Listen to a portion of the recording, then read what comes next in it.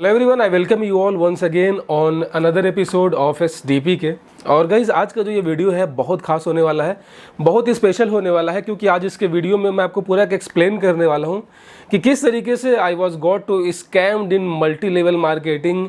MLM में मैं किस तरीके से जो है का स्कैम मेरे साथ होते होते बचा था, क्योंकि मैं शुरू से काफ़ी ज़्यादा इन चीज़ों को लेकर जो है मैं अवेयर रहा हूँ। तो जिस कारण जो है मतलब कि स्कैम जो है बिल्कुल होते होते बच गया था मेरे साथ इन द बैक 2015, मतलब कि आज से लगभग 7 साल 8 साल पहले। FLP करके कंपनी थी जो अभी भी है, फॉरएवर लिविंग प्रोडक्ट्स करके।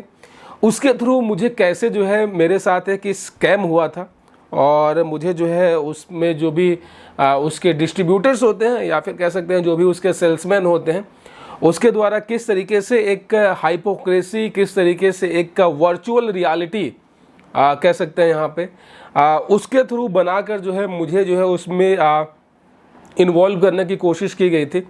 तो आई होप कि आज का जो पूरा सिनेरियो है, जो पूरा स्टोरी है, इससे आपको बहुत एक सबक मिलेगा, आप इंस्पायर होंगे, और साथ ही साथ आपके अंदर एक अवेयरनेस वाली फीलिंग भी आएगी कि हाउ सेंसिबली दिस जो भी मल्टी लेवल मार्केटिंग के जो लोग होते हैं उनको कितना एक टफ एक ट्रेनिंग दिया जाता है कि किस तरीके से सामने वाले बंदे को प्रोस्पेक्टिंग करनी है, किस तरीके से उसको मैनिपुलेट करना है, किस तरीक़ों से जो है चीज़ों को बढ़ा चढ़ा कर सामने वालों को जो है प्रेजेंट करना है, किस तरीके से मतलब कि एक फेक इकोसिस्टम बना के सामने वाले को अपनी बातों के जाल में फंसा कर उसका पूरा माइंड वॉश करके किसी तरीके से, किसी न किसी तरीके से जो है उसको आप अपने कंपनी में ज्वाइन करो, और उसके बाद जो भी ज्वाइनिंग फ़ी है वो उनसे जो है पैसे ठगो, और साथ ही साथ जो भी वो कंपनी कुछ प्रोडक्ट बना रही है या फिर कुछ सर्विस अगर वो दे रही है तो उसको सेल आउट करो।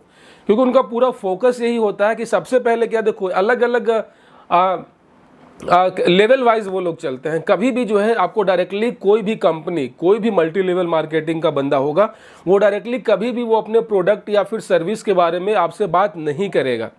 उसने जो है कुछ एक ऐसे कह सकते हैं कि सिस्टम बना रखा कि वो सिस्टमेटिक तरीके से आपसे खुलेगा। वो फर्स्ट टाइम में ना ही वो डिस्क्लोज करेगा कि वो कंपनी का मतलब कि उसमें किस तरीके का एक्टिविटी परफॉर्म होता है, उसमें एक्चुअल में करना क्या होता है, कौन कौन से प्रोडक्ट्स है, कौन कौन से सर्विसेज है वो ऑफर करती है, इसके बारे में वो बिल्कुल सबसे लास्ट में आते हैं, क्योंकि वो स्टेप बाय स्टेप चलते हैं। वो शुरू में कभी आपसे डिस्कस नहीं करेंगे कि यार कि यहाँ पे कुछ ज्वाइनिंग फीस भी होती है, लाइक आपको कुछ प्रोडक्ट्स वगैरह भी खरीदने होते हैं, आपको क्या क्या एक्टिविटी परफॉर्म करनी होती है, लाइक दैट, ये सब कभी डिस्कस नहीं करते हैं। वो उनका पहला फोकस क्या होता है, अप्रोच। ठीक है, सबसे पहले वो आपको अप्रोच करेंगे, अप्रोच इन द सेंस कि पहले वो जो है आपको अपनी मीठी मीठी बातों में फंसाएंगे, लाइक और वो ऐसा शो करेंगे ना कि they are very rich, they are very elite, और उनको अपने लाइफ में फाइनेंशियली किसी प्रकार का कोई दिक्कत नहीं है। वो बिल्कुल एक होता है ना कि अर्ली रिटायरमेंट, तो वो बिल्कुल आज़ाद हो चुके हैं, वो फाइनेंशियली बिल्कुल फ्री हैं, और वो काफ़ी ज़्यादा स्टेबल हैं। वो एक ऐसा अपने आप को ना एक रिच कैटेगरी में दिखाने की कोशिश करेंगे।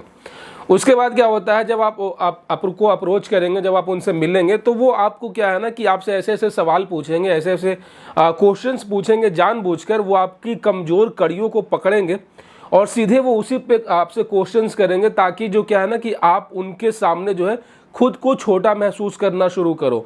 आप ये महसूस करना शुरू करो कि यार आप फाइनेंशियली जो है आप उतना वेल सेटल्ड नहीं है, और जो आप अभी फ़िलहाल में आप जो काम कर रहे हैं, आप जो भी जॉब कर रहे हैं, जो भी आप बिज़नेस कर रहे हैं, या फिर किसी भी आप इंडस्ट्री में हैं, किसी भी सेक्टर में अगर आप जॉब कर रहे हैं, तो वो इस तरीके से आपको प्रिटेंड करेंगे, ऐसा प्रोजेक्ट कर देंगे कि वो आपका फ्यूचर दिखा देंगे कि आज से 10 साल बाद, 15 साल बाद आप कहाँ रहोगे, अगर यही काम अगर आप करते रह गए तो आप किस हाल में रहोगे, आपकी स्थिति क्या होगी। तो इस तरीके से वो अपना एक शॉर्ट एनालिसिस करके जो है आपको मेंटली वो डिस्टर्ब कर देंगे। आपको वो मेंटली क्या है, डिप्रेशन टाइप का फीलिंग करना शुरू कर देंगे कि अगर आपने जितनी जल्दी आपने कुछ नया काम नहीं पकड़ा, आपने जितनी जल्दी कुछ कोई नया प्रोफेशन में अगर आप नहीं गए, कुछ और अलग आप पैसों के लिए कुछ अलग नहीं करते हो, तो आपका जो लाइफ है, आने वाला समय है, वो बहुत बुरा होने वाला है। और जिस तरीके से महंगाई बढ़ रही है, अनएम्प्लॉयमेंट जो है वो बढ़ रहा है, तो आने वाले समय में जो है आप जो है कंगाली की स्थिति में पहुंचने वाले हैं। तो इस तरीके से एक माया जाल जो है, बाकायदा इसके लिए उनको ट्रेनिंग दी जाती है बोलने का, ठीक है। तो इस तरीके से वो प्रोजेक्ट करेंगे और आपको जो है बिल्कुल इस विश्वास में ले आते हैं कि यार फिलहाल अभी जो आप काम कर रहे हो ना, इसमें आपका कोई फ्यूचर नहीं है, आपको एक अल्टरनेटिव सोर्स ऑफ इनकम के लिए देखना चाहिए, आपको एक अल्टरनेटिव कोई जॉब या फिर प्रोफेशन की ओर भी आपको देखना चाहिए, ठीक है। भले ही पार्ट टाइम करो, फुल टाइम करो, वो आपके ऊपर है, लेकिन आपको क्या है, अगर आप वो कुछ ऐसे कोर्स वगैरह आपको दिखाएंगे जो कि बड़े बड़े लोगों का द्वारा जो कहा हुआ है कि अगर आप एक अगर आप एक सिंगल सोर्स ऑफ इनकम पे अगर आप डिपेंडेंट हैं तो आप गरीबी और बेरोजगारी से सिर्फ और सिर्फ एक स्टेप दूर है। तो ये चलो ठीक है, ये माना भी जा सकता है कि अगर कोई भी इंसान अगर एक सिंगल सोर्स ऑफ इनकम पे भी है, भले वो कितनी बड़े ऑर्गेनाइजेशन में भी काम क्यों ना कर रहा हो, लाइक अगर मैं गूगल का CEO भी बन गया तो कल को अगर गूगल बंद हो जाता है तो मैं तो बेरोजगार हो गया। भले ही मैंने कुछ सेविंग्स वगैरह किए थे, वो एक अलग बात है, लेकिन वो कंपनी अगर बंद हो गई तो मैं बेरोजगार हो जाऊंगा। चलो यहाँ तक मैं मानता हूँ, ठीक है। तो उसके बाद क्या है कि वो आपको इतना नेगेटिव अंदर से फील करवाएंगे, इतना डिप्रेशन फील करवाएंगे दैट यू आप बिल्कुल एक होता है ना कि आप बेचैन हो जाएंगे कि अब मैं क्या करूं सर, आप ही मुझे गाइड करो। आप जो है मेंटली इतना ज़्यादा फ्रस्ट्रेट और डिप्रेशन में हो जाओगे, सामने वाले की बातों में आकर इतना ज़्यादा नेगेटिव फील करने लगोगे कि फिर आपको कुछ रास्ता नहीं दिखेगा। आप जो है सामने वाला जो बंदा आपको जिसने इतना मोटिवेट किया था, आप उसके सामने जो है आप सरेंडर कर दोगे कि सर अब मेरा फ्यूचर अब आप ही के साथ है, अब आप जैसा बोलोगे मैं वही करूँगा, क्योंकि मुझे जो है अपना फ्यूचर दिख गया है जो कि बिल्कुल डार्क है। और वो सामने वाला बंदा जो होता है वो यही चाहता भी है कि आप अपने भविष्य को अंधकार में पाएं, तभी जो है वो आपको भविष्य का दिया दिखा सके।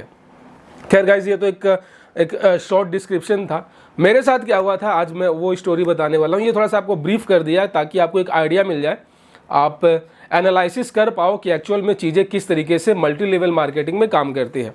सो गाइस, जैसे कि मैंने बोला कि this story is from back 2015, जब मैं 2015 में जब मैंने मेरा जो है इंजीनियरिंग कंप्लीट हुआ था, मैं पास आउट हुआ था, ठीक है। And then just after passing जो है पास आउट के बाद जो है मैं एक टेलीकॉम कंपनी है, वेंडर टेलीकॉम कंपनी है TNS which is based in Noida sector 15, ठीक है।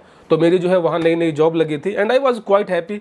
काफ़ी इंटरेस्टिंग जॉब था, काफ़ी एक्चुअली वो मेरे पैशन का था, जिस फील्ड में था जो मैंने पढ़ाई करी थी इलेक्ट्रॉनिक्स एंड कम्युनिकेशन का। और ये जो कंपनी था ये बेसिकली एक वेंडर कंपनी था जो कि अलग अलग जो भी सर्विस प्रोवाइडर्स होते हैं टेलीकॉम कंपनियों के, उसके जो है ये प्रोजेक्ट्स लेती थी और वहाँ पे अलग अलग टाइप के सर्वे वगैरह होते थे, टेलीकॉम प्लानिंग्स होते थे, नेटवर्क प्लानिंग होती थी, नेटवर्क ऑप्टिमाइजेशन वगैरह होता था। तो आई वॉज क्वाइट हैप्पी, ठीक है। मैं दिल्ली में रहता था, मेरे पेरेंट्स भी वही रहते थे, तो आई वॉज क्वाइट, मतलब कि इट्स ओके, ठीक है, सब कुछ सही है। एज अ फ्रेशर सैलरी भी अच्छी खासी थी। और उस समय जैसे कि 2015 की बात है, तो मोदी जी को आए बिल्कुल अभी 1 साल ही हुए थे, तो देश में उतनी बेरोजगारी भी नहीं थी, मतलब ऐसा माना जाता है। अभी 1 साल तो हुआ ही था बीजेपी को, तो कह सकते हैं कि कांग्रेसी राज ही था एक तरीके से, ठीक है। तो क्या हुआ कि अब आगे बढ़ते हैं, क्या हुआ तो फिर जो है कि मैं डेली ऑफिस जाता था, जस्ट बिलो नोएडा सेक्टर 15 के पास में मेरा जो है just parallel to metro station मेरा ऑफिस था।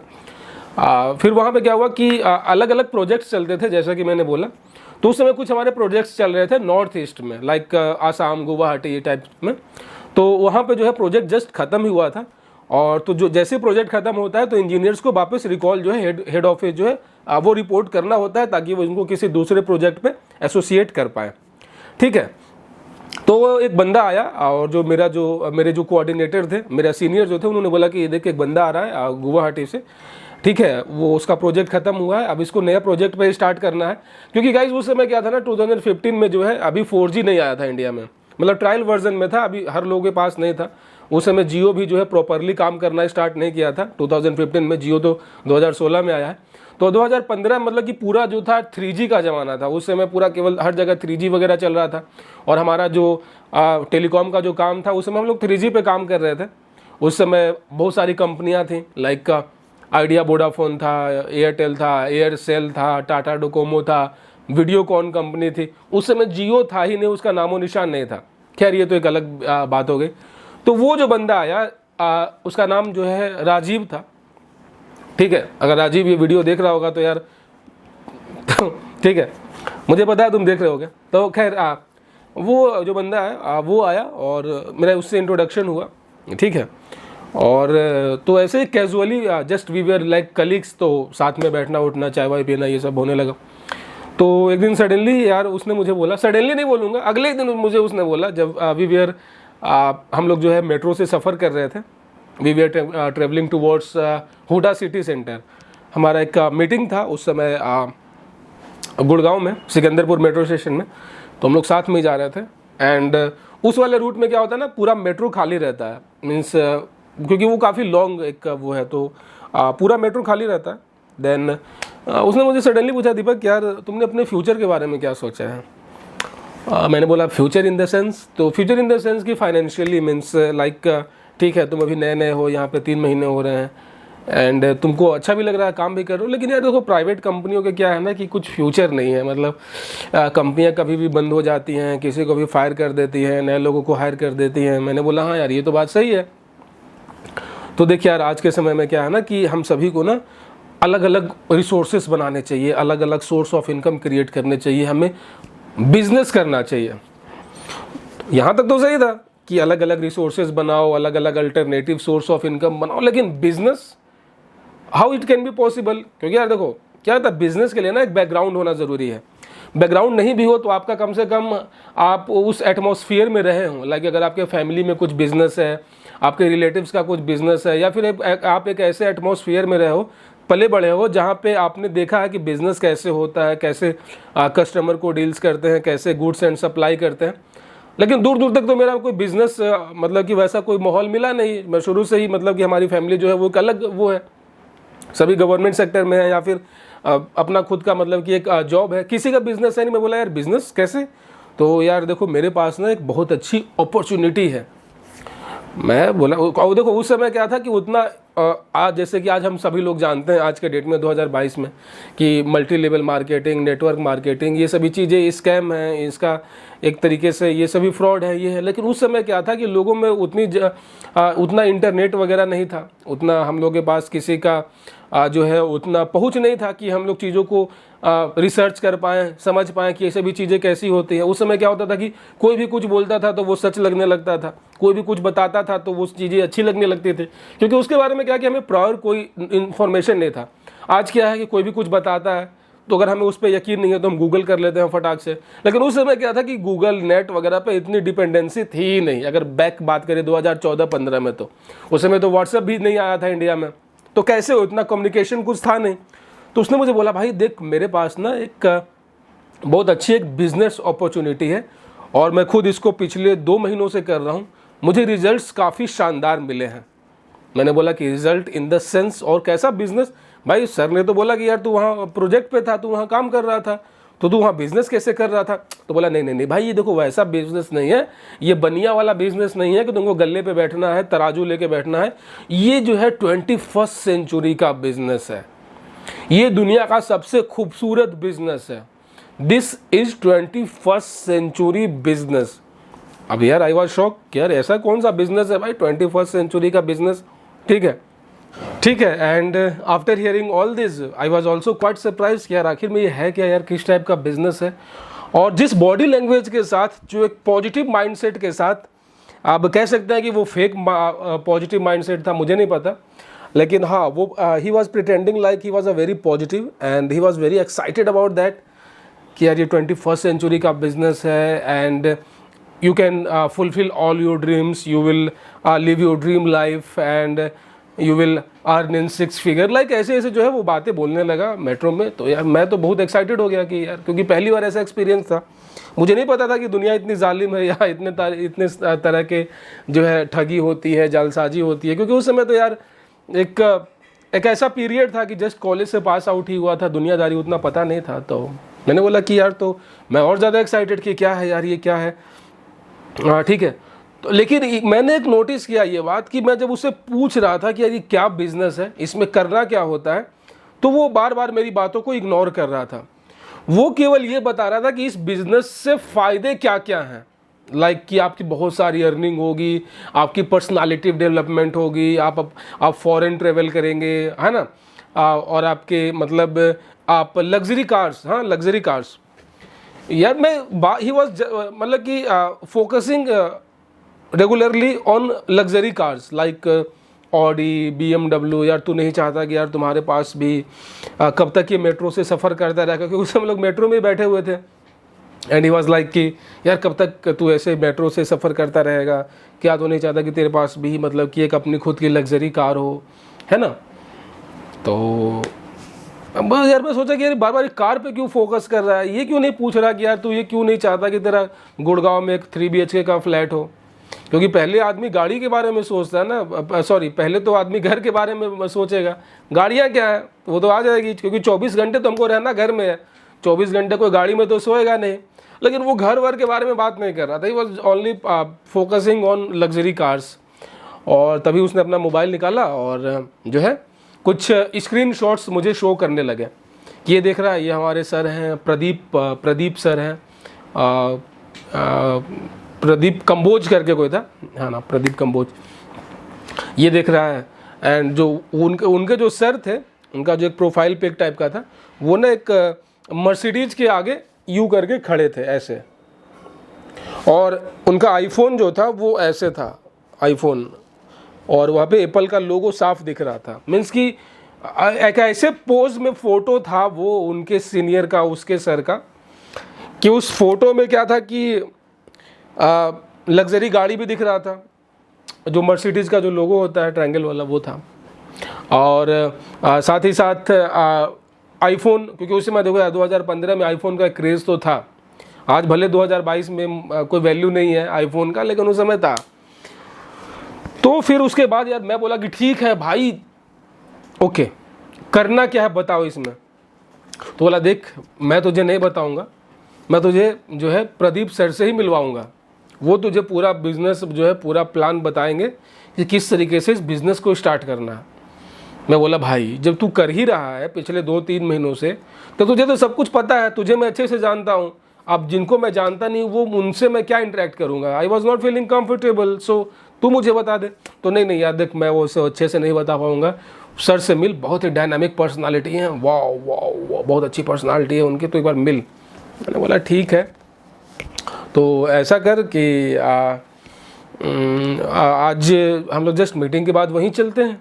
मैं बोला सर इतने बड़े आदमी हैं यार, वो पहले पूछ तो ले कि वो फ्री है या नहीं। अब जो बंदा मर्सिडीज़ रखा है, आईफोन रखा है, अब उसके पास टाइम की स्कैरेसिटी तो होगी, पहले तो पूछ लेना। तो नहीं दे वो मैं कर लूँगा, तो बोल तू मिल सकता है आज सर से। मैं बोला मैं तो एक्साइटेड था, बोला हाँ भाई मिलेंगे। तो उसने जो है सर को फ़ोन वोन किया होगा, लाइनअप हो गया होगा कि हाँ ठीक है 5 बजे मिलना है। कहाँ मिलना है? कैनॉट प्लेस, दिल्ली में एक जगह है, राजीव चौक मेट्रो स्टेशन, ठीक है। तो ये जो कैनॉट प्लेस है ना, उसके जस्ट नीचे है राजीव चौक, ये अंडरग्राउंड मेट्रो स्टेशन है। तो वहीं पे एक डोसा प्लाजा करके एक रेस्टोरेंट है, उसी में मीटिंग फिक्स हुआ। हम लोग बैठे थे और तभी थोड़ी देर बाद जो है मेट्रो से सर आए। मैंने बोला यार कि तुम्हारे सर के पास मर्सिडीज है, ये मेट्रो से क्यों आए? तो यार तो जानता है दिल्ली में कितना ट्रैफिक है ना, ट्रैफिक है, टाइम लगता है, पार्किंग है, भाई बड़ी गाड़ी है, कुछ स्क्रैच वगैरह ना आ जाए इसीलिए आए हैं सर। मैंने बोला ठीक है, हो सकता है भाई बड़े लोग। तो फिर वो सर आए, मैं सर को मैं देख के मैं एनालाइज कर लिया, मतलब ये जो होते हैं ना, अगर कोई रिच है, कोई अगर अल्टीमेट रिच है ना, तो उसकी पर्सनालिटी जो है वो शो कर देती है कि ये वाकई में रिच है। अगर कोई बहुत गरीब आदमी है, वो कितना भी रिच दिखने की कोशिश करे ना, उसकी बॉडी लैंग्वेज, उसके कपड़े, उसके कपड़ों को पहनने का तरीका पता चल जाता है कि ये जो है बनने की कोशिश कर रहा है। लेकिन ठीक है, मैंने इग्नोर मारा, मैंने बोला ठीक है। बोला वाओ, वो सर मुझसे मिले बहुत ही एक इनर्जेटिक वे में, wow nice to meet you. उसको पहले से मेरा नाम मालूम था, nice to meet you Deepak, यार काफ़ी कमाल के हो, आपकी पर्सनालिटी काफ़ी अच्छी है, आपके लुक्स काफ़ी अच्छे हैं, आपकी हेयर स्टाइल काफ़ी अच्छी है। मतलब कि शुरू में 2-3 मिनट जो है वो मेरी तारीफ़ करता रहा। मैं भी बड़ा खुश हो रहा था कि चलो यार कोई तारीफ़ तो कर रहा है ना। फिर उसके बाद बाकी जो है राजीव ने तो आपको बताया होगा इस वंडरफुल अपॉर्चुनिटी के बारे में, 21st सेंचुरी का बिजनेस जिसमें जो है आप अपने सपनों को पूरा कर सकते हैं, you can live your dream life, आप अपने लग्जरी कार्स को एंजॉय कर सकते हैं, फॉरेन ट्रिप्स एंजॉय कर सकते हैं। इसने भी घर वाली बात नहीं बोली, इसके अकॉर्डिंग केवल कार होनी चाहिए और फॉरेन ट्रिप होनी चाहिए, भले तुम सड़क पे सो। मैंने बोला ठीक है चलो, इग्नोर मारा। तो आप क्या एक्साइटेड हैं इस बिज़नेस को करने के लिए? मैं बोला कि सर पहले पता तो चले कि बिज़नेस है क्या, इसमें करना क्या है, एक्साइटमेंट तो बाद में आएगी, एक्साइटेड तो हूँ आपकी बातों को सुन सुन के। तो कुछ नहीं करना है, ठीक है, आपको क्या है, जस्ट आपको अपने हेल्थ पे वर्क करना है। सुन रहे हो आप? मैं फिर से रिपीट कर रहा हूँ, सर की जो पहली लाइन थी, आपको अपने हेल्थ पे वर्क करना है। आई वॉज लाइक यार मैं तो कोई बीमार मतलब हूँ नहीं, और मतलब हेल्थ पे क्या वर्क करना है, मतलब कि फिट फाट हूँ, सही हूँ, ठीक ठाक हूँ, मतलब everything is going so far so good. तो नहीं, देखो क्या होता है ना कि हम सभी को हमारे शरीर में क्या क्या प्रॉब्लम्स हैं, क्या क्या टॉक्सिटी है, ये हमें पहले पता नहीं होता है। जब सडनली हम बीमार पड़ते हैं, जब डॉक्टर के पास जाते हैं, तब पता चलता है। मैंने बोला ये तो नेचुरल है, कॉमन सी बात है। अब कोई हेल्दी आदमी है, उसको क्या ही पता रहेगा, जब अब वैसे तो कोई नहीं झूठ मूठ का डॉक्टर के पास जाएगा कि भाई मेरा ईसीजी कर दो, मेरा क्या होता है एमआर कर दो, सीटी स्कैन कर दो। जब कुछ बीमारी आएगी तभी तो जाएंगे ना। तो नहीं, यही तो हमें नहीं करना है। हमें अपना हेल्थ कॉन्शियस रहना है, हमें अपने आप को ऐसा फिट रखना है कि हमें कोई बीमारी ना आए, और इसी को बिजनेस में कन्वर्ट करना है। That is a health business. और दीपक जी आप जानते हैं कि दुनिया में दो ऐसा बिजनेस है जो कभी डाउन नहीं होने वाला है। मैंने बोला कौन? एक एजुकेशन का और एक हेल्थ का।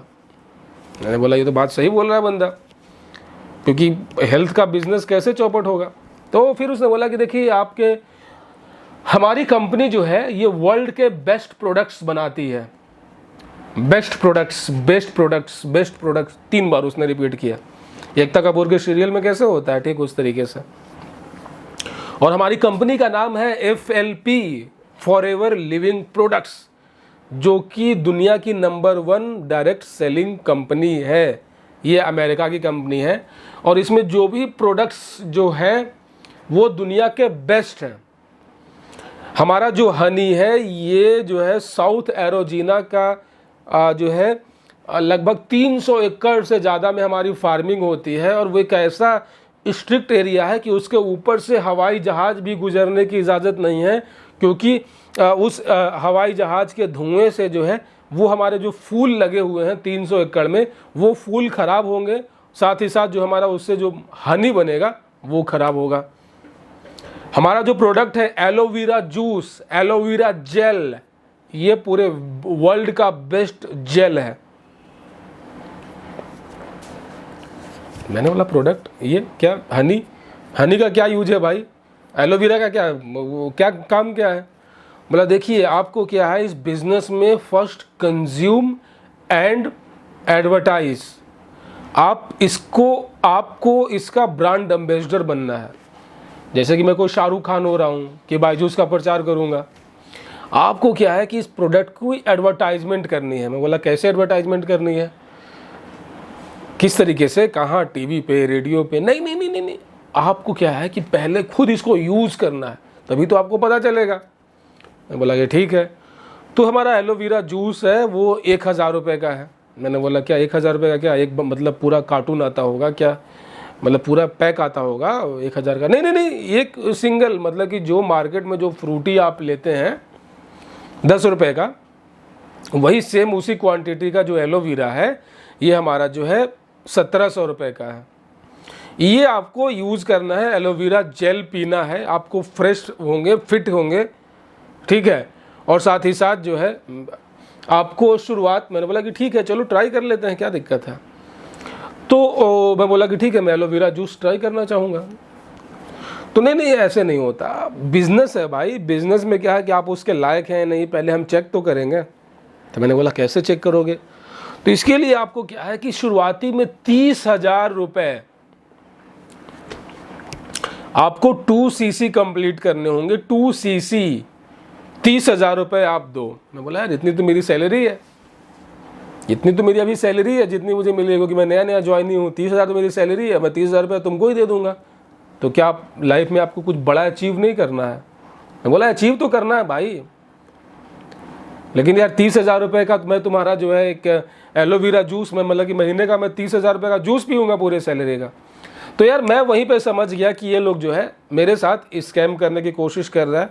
मैं बोला भाई मुझे जाने दें, मुझे लेट हो रहा है, मैं मयूर विहार में रहता था, मुझे लेट हो रहा है। मैं समझ गया कि इनका फ्रॉड है, क्योंकि यार ये जो एलोवेरा होता है ये हमारे घर के गमलों में पाए जाते हैं भाई साहब, फ्री में आप उसको पी सकते हैं घोल के नेचुरल।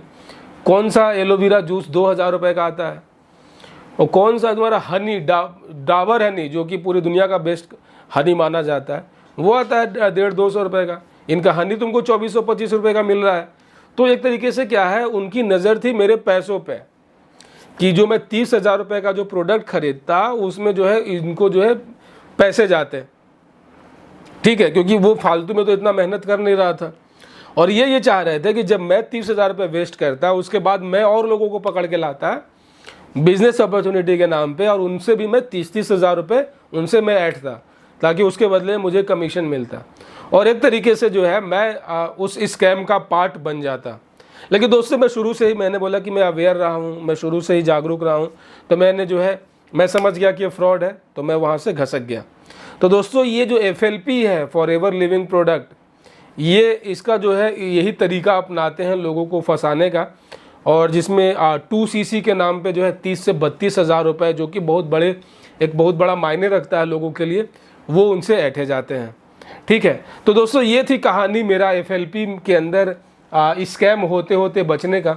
मैं तो वहाँ सही समय पे मेट्रो पकड़ के निकल गया, लेकिन अगर आप भी इनकी बातों में आकर जो है अगर आप फंस गए तो फिर जो है आप बाहर नहीं निकल पाए।